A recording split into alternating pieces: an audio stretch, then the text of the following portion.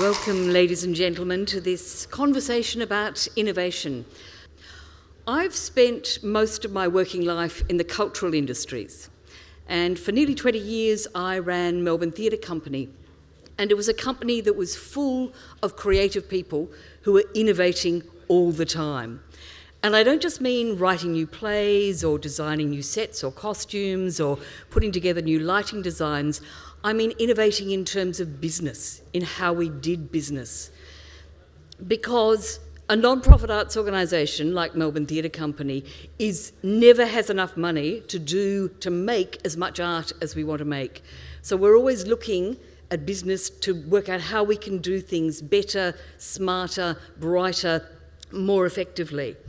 And in fact, it was just so much part of our DNA to innovate in everything we did that when I left MTC and wrote a textbook called The A to Z of Arts Management, I didn't have a section on innovation because it was in every other topic. So that was my work experience, my life experience. And then I joined a superannuation board. And while the management team was delivering new ideas at almost every board meeting, because after all, as I said, I'm from Media Super and we're the superannuation fund for creative people, as a board, the dominant tone of the meetings was about regulation, it was about regulators, it was about risk analysis, it was about governance, it was about peer risk assessment.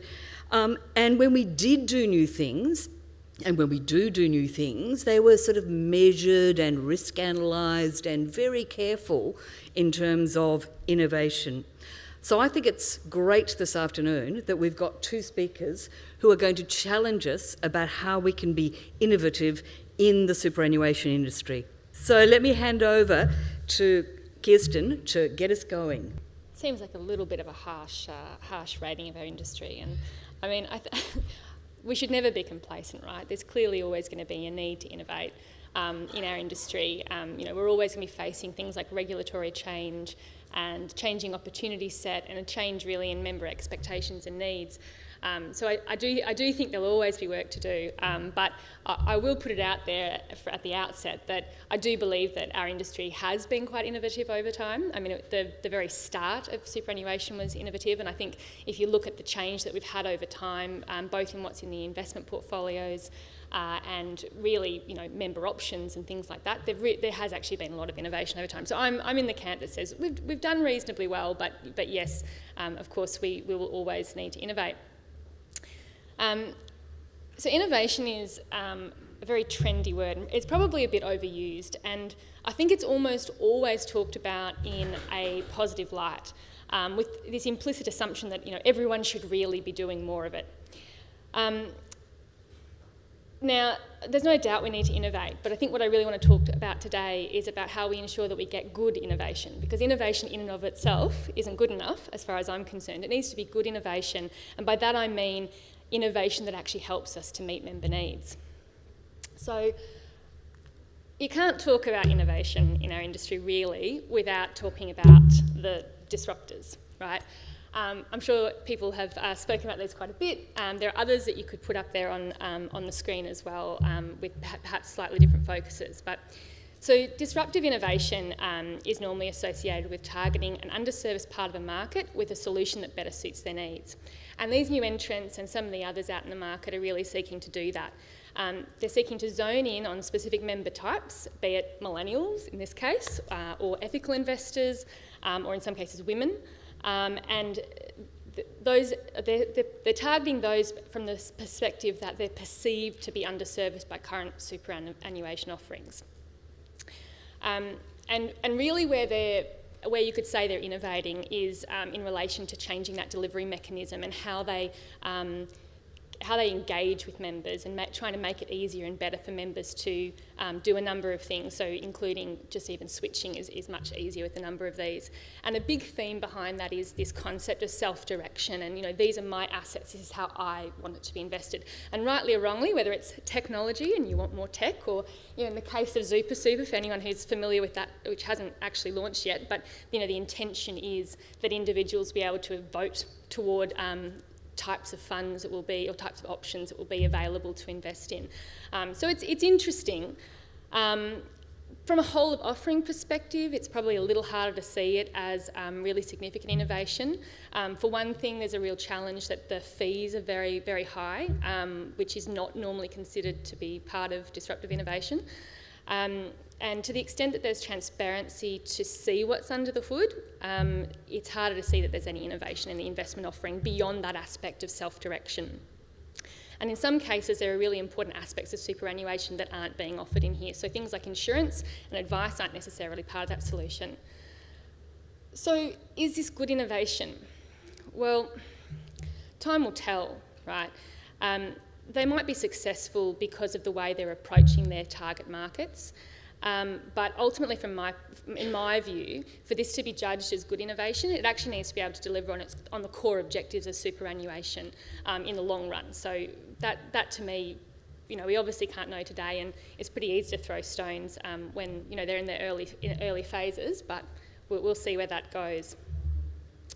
So, taking a step back, so one of the privileges in the role of being a consultant is that we know when we meet with a really large number of investment managers, and we get to see a lot of new ideas and strategies and a lot of innovation, and not all of that is good innovation.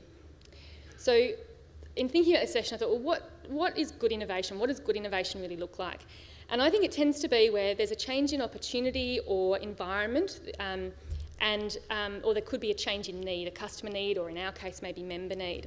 And the best innovation tends to happen when the two of those marry together. So I have a couple of examples and case studies just to kind of explain what I mean by that, and then I'll go on to talk about how I think it's relevant for your funds.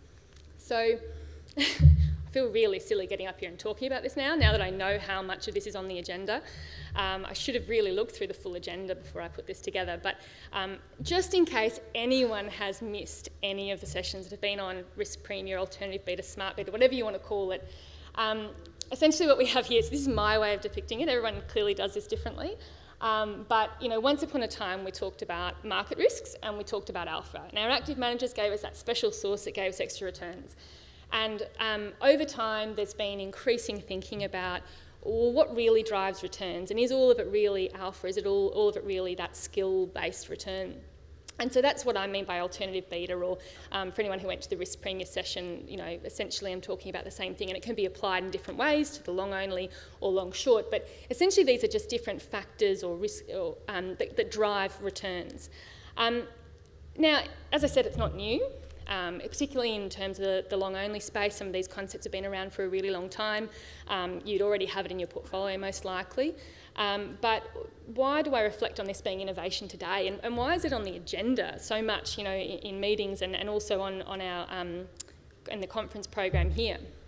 Well, what's changed is there's been constant evolution in thinking in that alternative beta space or risk premium space, whatever you want to call it. And the thinking and the concepts have gotten much more refined over time. So we've got a much clearer idea of what really are these risk factors and what's driving returns and how can we capture that. And it's really been supported by technology and the increased availability of data. So we've had a bit of a change in what the offering is, and we've also had a change at the same time in needs. So as an industry, we've all become much more focused on cost.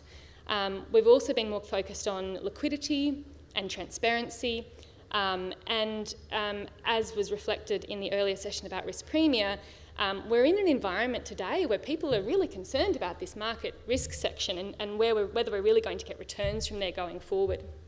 So we've had a change in sort of the opportunity and the offering, and we've also had a change in the need, and that's why this has been very successful in terms of actually getting interest from people, and I think will be quite a successful innovation.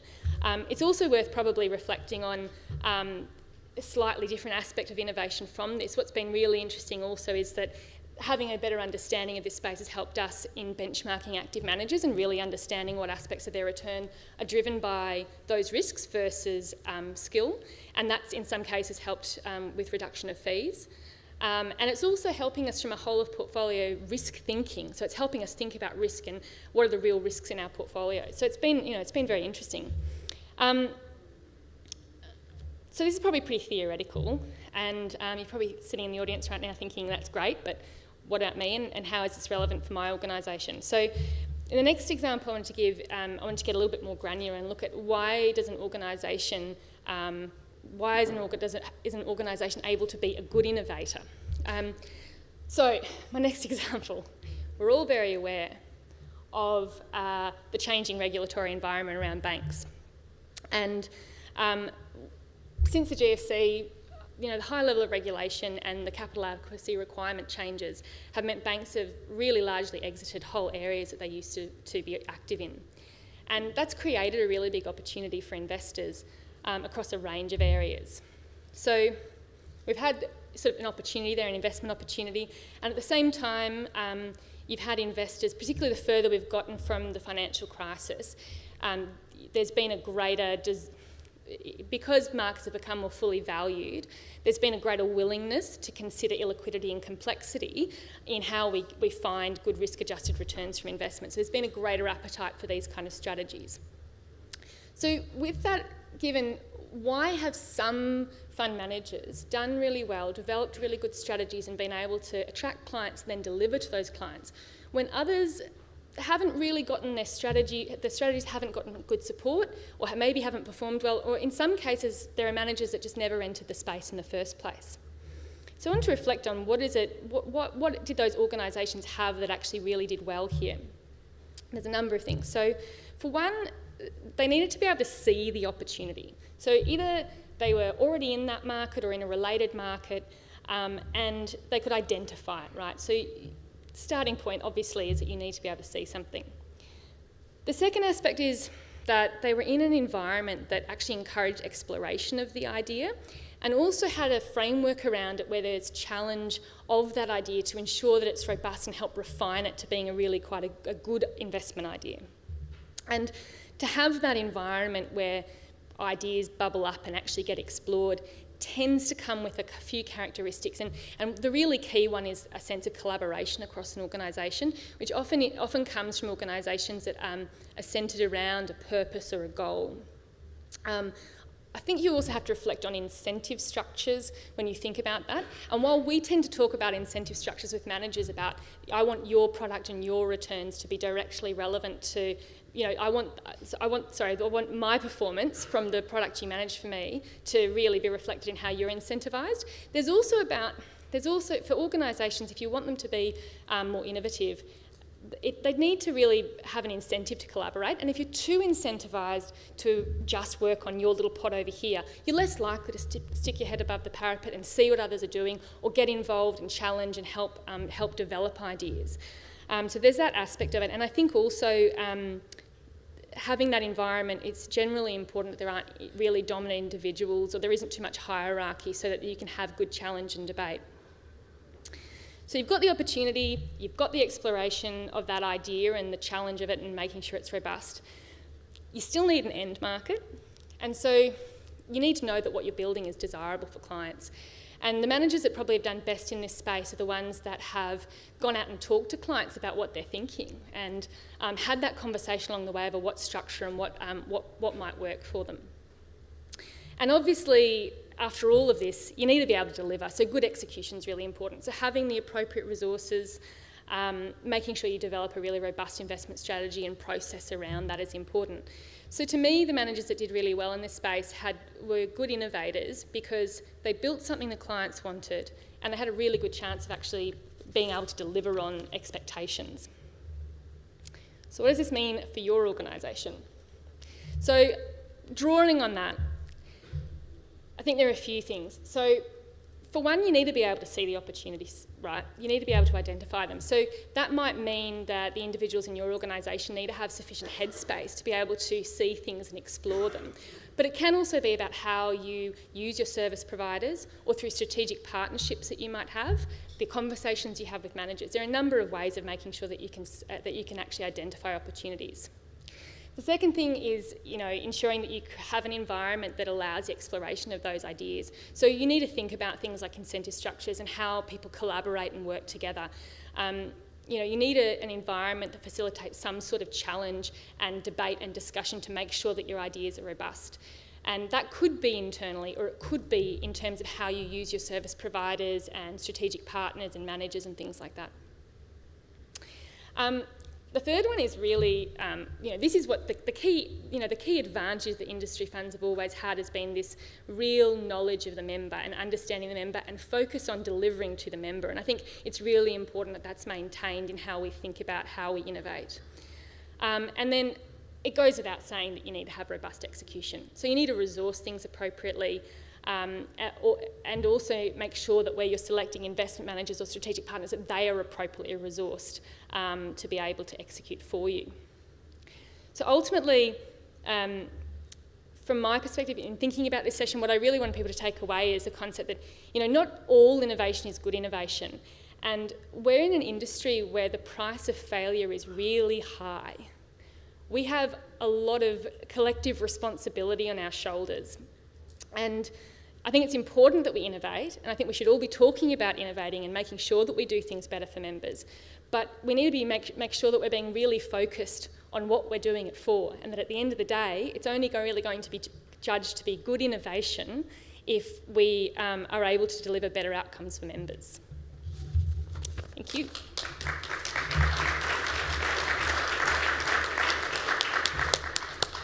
Thank you, Kirsten, very much. That was great. Ladies and gentlemen, please remember to send your questions through. We'll be taking questions from the floor, but you can send them through on your apps as well. So now I'd like to invite Raewyn Williams to come up and challenge us as well.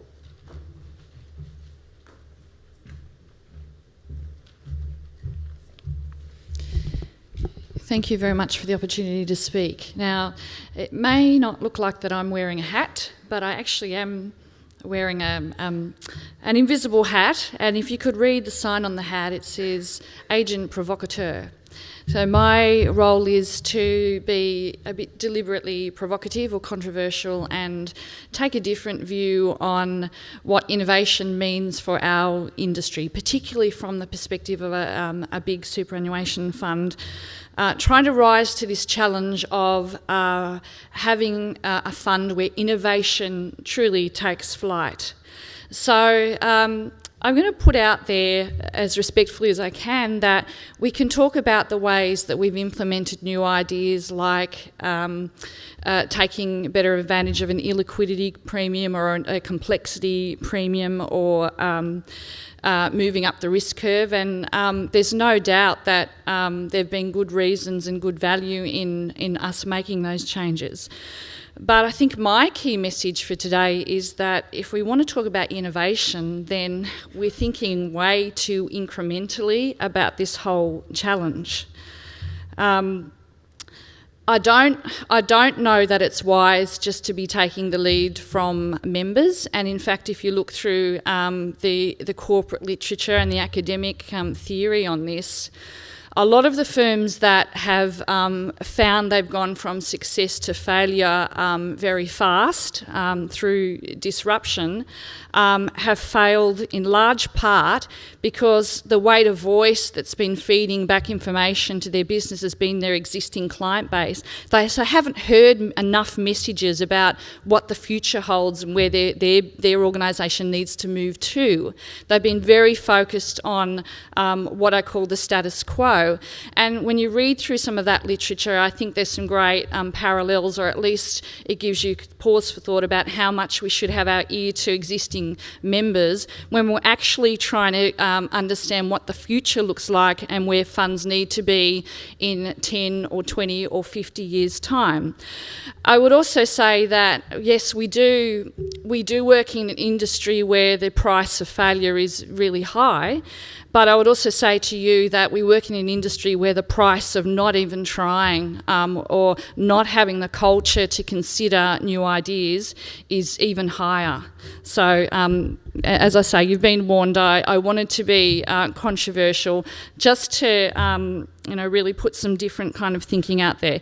So the rest of what I'm going to share with you is lifted from a research paper that I published yesterday, and that is in your under your app. But also come and see me afterwards if you'd like a copy of that paper. So the paper's called Status Quo Thinking, so you'll see some of that language come through in the presentation. So I want to start by asking you, as fund representatives, to think about a spectrum where at one end is this concept of innovation taking flight, and then at the other end is the concept of a fund that's very focused on managing the day-to-day in your present state, or what I call the status quo. And I want to ask you, where does your fund fit on that spectrum? And here's some ways to help you sort of have a think honestly about where you might fit. Are you focused on protecting what you offer members now and what you need to deliver to them? Or are you focused on growing and improving what you offer members? How much are you managing your present state rather than really trying to envisage what your future state looks like? And do you have a plan from getting to your present state to your future state?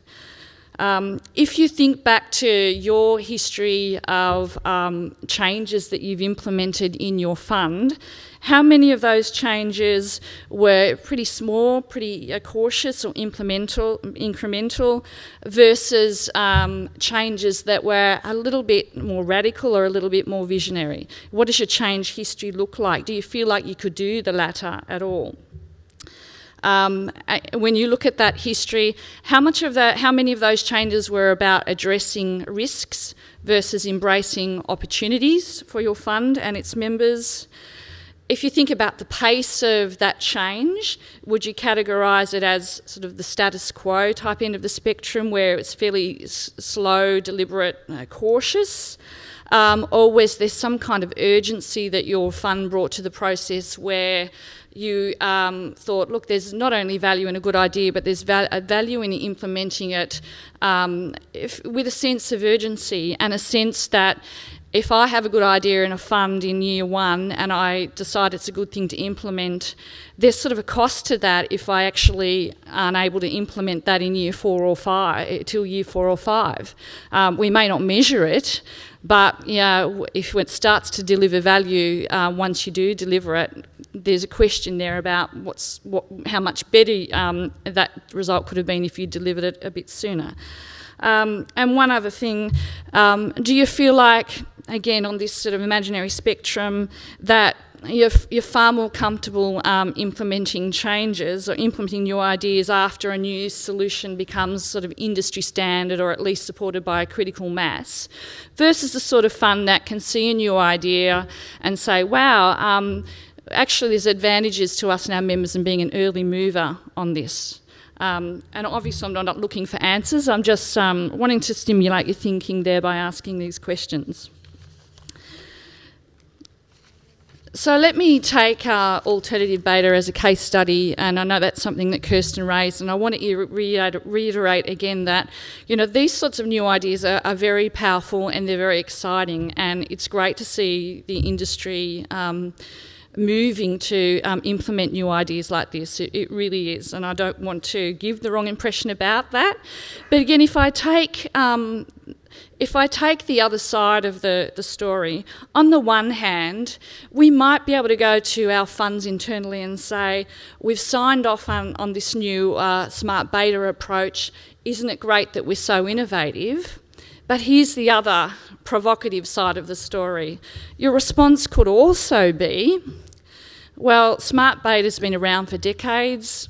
What took us so long? I mean, I know that the first academic studies on pharma French factors, I think, were around from the 70s.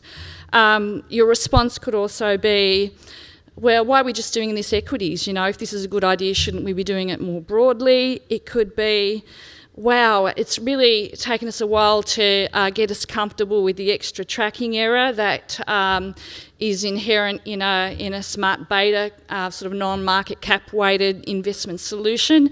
It took us a while, we now realise we're comfortable with that kind of extra tracking error. Well, maybe a more innovative approach is to say, we were interested in smart beta, here's our opportunity to get to the heart of that question about how we should really define risk.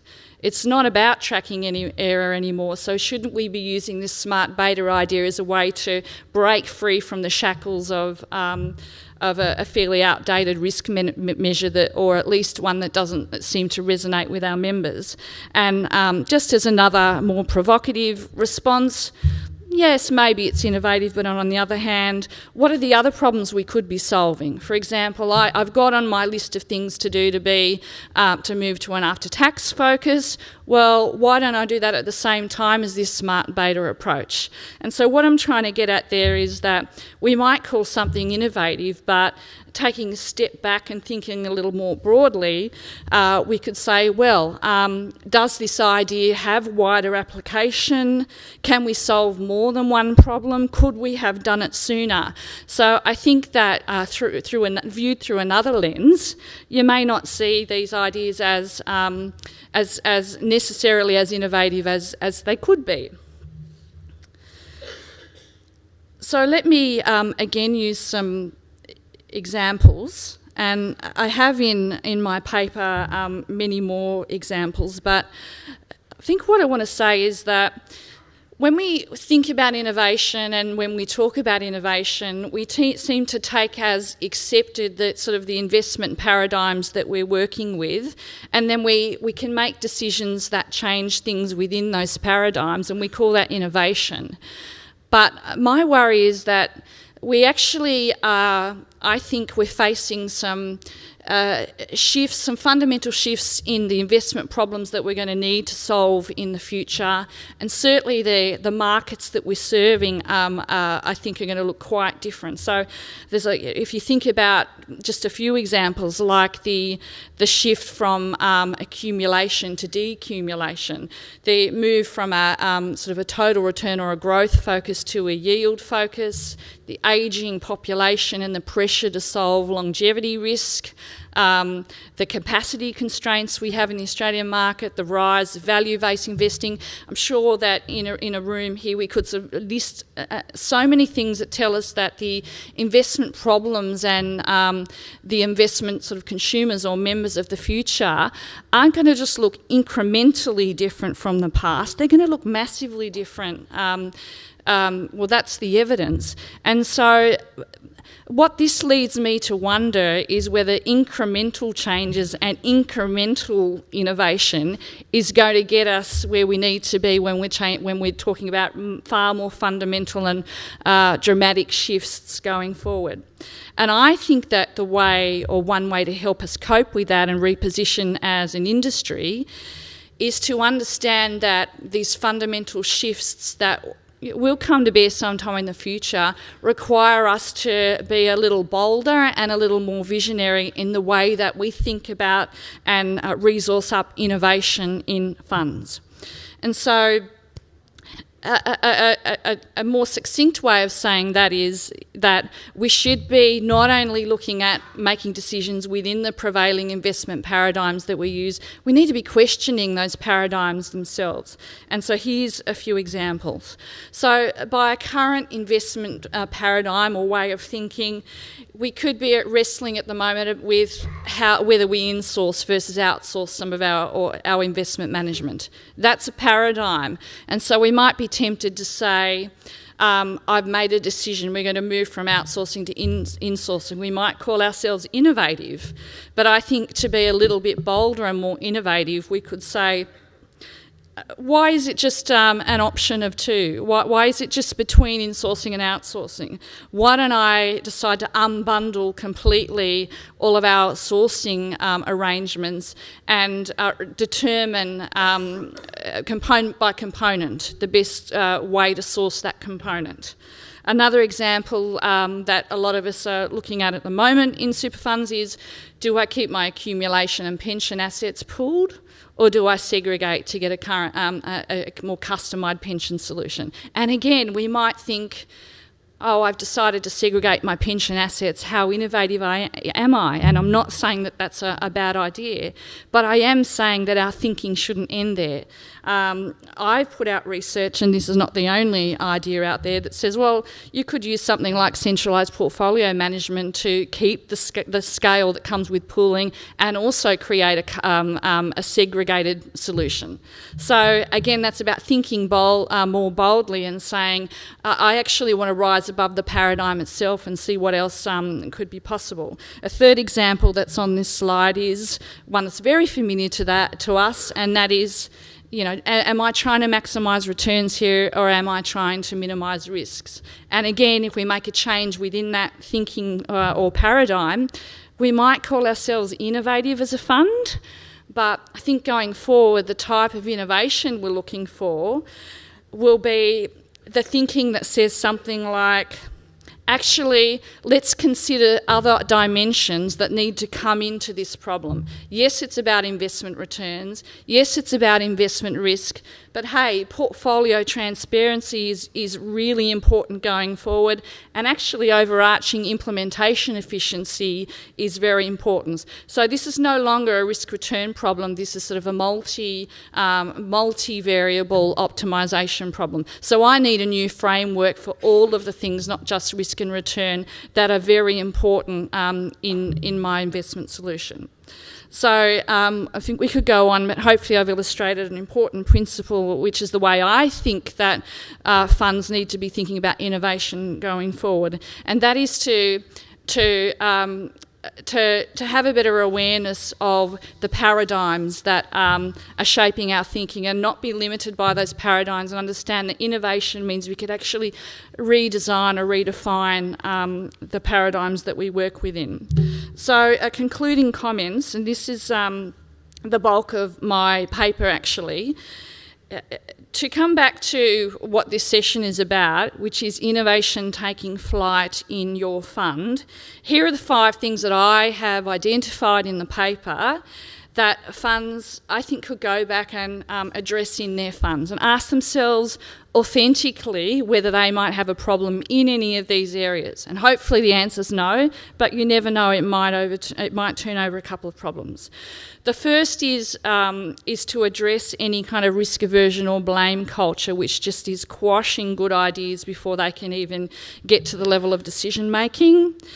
The second is to think about how roles within your fund are defined and resourced up. Do they really actually only task people to keep up with the status quo and BAU deliverables, or is there space there and capacity to step back and say, things are working well, but what if I did something differently? Who in the organisation has the ability to ask those what if it could be different type questions? The third is to encourage cross-functional interaction and make sure that people just aren't working within their functional silos. The fourth, which is somewhat controversial but has a lot of academic backing, is the idea that as you get bigger, it actually gets harder to genuinely innovate. Now that's sort of a very topical issue and something that we might explore in the panel. And the last thing to finish up is the idea that individually and collectively we might be thinking that we're testing each other's ideas, but perhaps what we're doing is creating this sort of safe space for us to just reinforce the status quo, which is otherwise known as groupthink.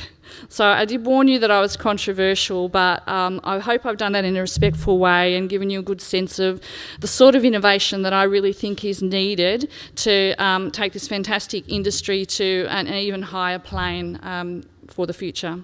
Thank you.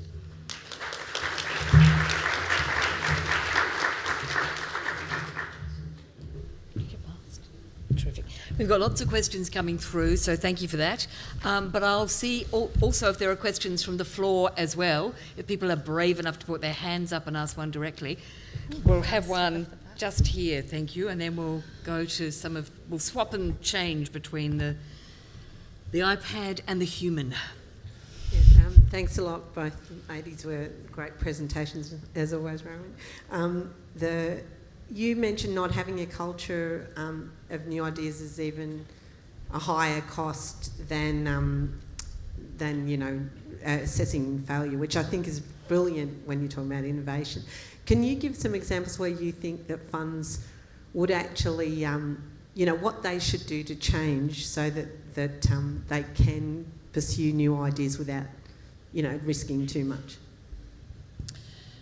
Yeah, so in the paper, I identify what I call status quo thinking traps, and so some of these traps are cultural, but some are sort of organisational structure and industry dynamics and other things.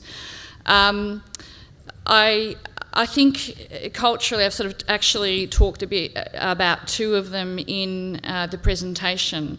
One is the idea of the culture of your particular fund being too risk averse or too much of a blame culture. And so that requires some really hard questions being asked within the fund about, what really are the incentives that my staff have and my advisors have to bring a new idea forward? Is there a sense that I'll be punished, or is there any reward for me to bring forward a new idea? Or do I feel like I have to be very sure that that's a great idea before I even raise it? Because that sort of sets a very high bar and filters out a lot of I think good ideas. I mean, there's no damage in airing a good idea internally within a fund. And I take Kirsten's point that if it's not robustly considered and investigated and modelled and everything, and then it can do some damage. But for something to not even be raised properly within a fund means we are really doing ourselves a disservice in not hearing and genuinely thinking about what good ideas are out there. Yeah, I mean, I should say on that, when I say that you need to have challenge, it's not about trying to shoot down an idea. It's actually about how you refine an idea. Someone starts with one piece, and the having good collaboration and good challenge and debate around something is often how you actually take a good idea and make it much better. I actually think one of the most challenging things for any whether it's in my business within a consulting firm or whether it's on a super fund side, I think is actually the headspace aspect. And we do spend a lot of time focus on regulation. Regulation's important, so don't get me wrong there, but we focus on that. We focus on doing a lot of the same things all the time, and I think ensuring that that we reflect on how we do business, how we think about things, the time that we give to people to actually think about blue sky ideas is really important. Thank you. I'm going to take the question that's got the most likes in terms of this app. Is the move to passive the antithesis of innovation? Okay, I can take that first. I'm going to be betraying my own biases here, though, and I should state that probably up front that I'm a big believer in active management. Passive is clearly not, you can't say it's innovation. Is it the antithesis? Look, I mean, we all know the environment we're in. Anyone who was in that regulator session and saw that quadrant that APRA's focusing on, if you have the bad returns and you're also high cost, you're going to be under the spotlight. So I think we have to accept that's the world that we live in, and if by going to passive in some elements of your portfolio you can be more innovative in other parts of your portfolio, perhaps it's not the antithesis. I would say that sometimes the way that we try and bury a discussion around something like innovation is that we try and make everyone associate it with complexity and a lack of transparency.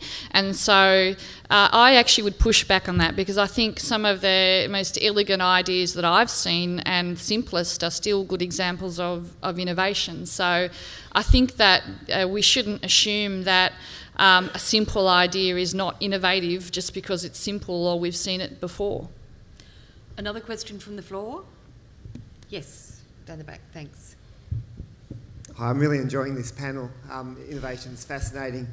There's a little bit of a theme that measurement might be a dirty word, but I'd actually consider that measurement's an enabler of innovation. So if you had 5 really good ideas and you have bandwidth only to do 1 or 2 as a fund, which one do you choose? And if you don't have that ability to measure, it's a very tough decision. And then when you take it back to the regulatory level, cost savings are so transparent. So if we can't develop those techniques to measure and estimate the value of innovations, I'm just not sure if we're setting ourselves up to be the great innovative industry that we can be. Okay, and so here's where I agree, but I would love us to go, wow, isn't that amazing that we could have a great idea, but because we can't measure it, it doesn't get up, or we can't innovate. We can't put a cultural value on innovation because we can't put some numbers on it.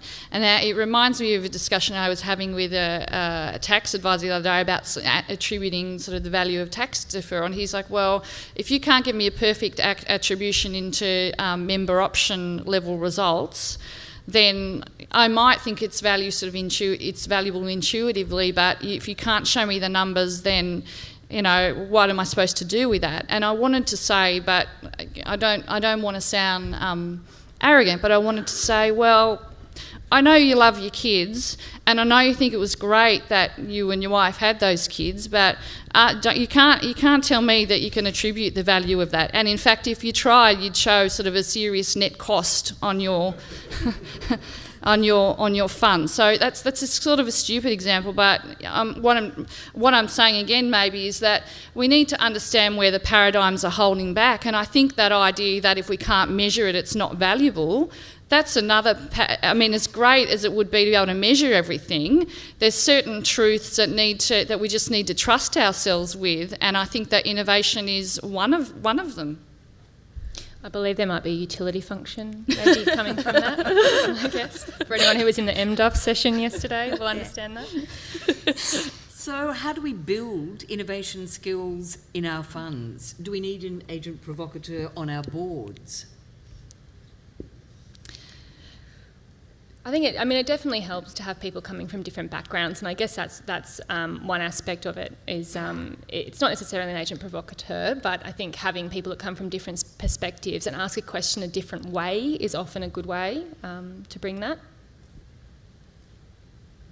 Yep, I talk about that too in the paper as being a good idea. When in some ways, we're very conversant about diversity, but I think what we're talking about here is diversity of ideas. So do we have, not just at board level or IC level, but just in sort of groups within the fund, do we have diversity of thinking there?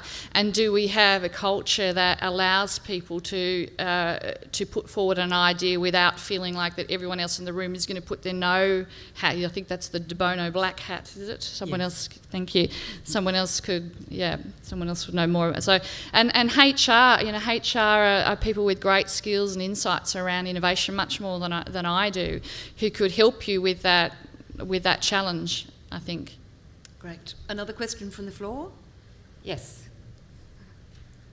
Just to follow up Raewyn's point just then, it seems to me innovation requires a number of things, but imagination is one of the big things that it might require. And isn't the problem in a closed industry like this that we had imagination beaten out of us in our business, finance and economic degrees? Well, it's interesting. I mean, in part, we've sort of answered that in that yes, we do need to sort of actively seek to have diversity of ideas in the teams that we're building in funds. But I think we should be sort of careful about stereotyping people, because I think my experience is that there are some people that have innate creative streaks or imaginative streaks in them, and no amount of education in areas like finance and economics and law will beat it out of them. But I think that it is important that they're hearing the messages within the funds, that they're not strange cats, or they haven't chosen the wrong profession. There's actually an outlet for their ideas in a place like a super fund. So here's a question. Given the high cost to implement significant innovation, are not-for-profit funds the best place to do it, or should we just leave it for the for-profit funds who've got more money sloshing around? I think it's a bit of a misnomer that it has to be high cost. I mean, I take the point that there's a difference between big step change innovation and incremental innovation, but really at the heart of it, most innovation that you look for across any industry is incremental. It might feel step change because that's how people have adopted it, but even the iPhone, I mean, we all feel like that was a big change in our lives, but it was incremental. It wasn't like we got there from nothing. We started with text, we had Blackberries, we moved on. This is maybe where we differ, but if I look at the change that we've had in super funds over time, I don't think that you can say that we haven't had change. I think there has been a lot of innovation, and yes, a lot of it's been in response to the environment. But really going forward, to say that we needed to have a massive step change innovation today would be to say that we think that there's something significantly wrong with what we're doing.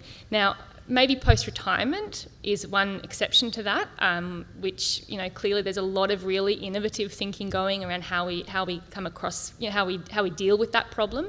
But I don't feel like it all has to be high cost, big picture ideas. I think a lot of it is just about doing what we do better. Raewyn? Yeah, I think that point's very well made. We shouldn't assume that it is. We absolutely shouldn't assume that.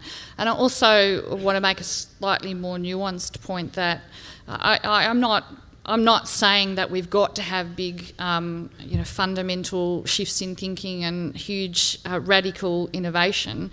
What I'm trying to say is that if we do need that, I worry about the industry's ability to be able to do it, if we need it. I guess one other thing I would say too is the industry funds don't have big budgets and they're not going to go and spend a huge amount of money on things. But there has been this move towards thinking about how you use your investment managers and whether you should have strategic partnerships to help develop as well. And I think that's one other way that funds can be thinking about how they innovate, is actually how do they use a strategic partner to assist them in that journey. Well, the final question, because we've only got a minute to go, and it's the one that, again's got the most number of votes at the moment, is what will be the burning platform that sets fire to genuine innovation? So this is your last chance opportunity to go for it. The burning platform that would... Hang on, but I always mean, just sort of on fire, does that mean burn to the ground, or does that mean I'm on fire, like, the team that wins the premiership this year? Definitely the latter rather than the former. Right. I think... sorry, you go.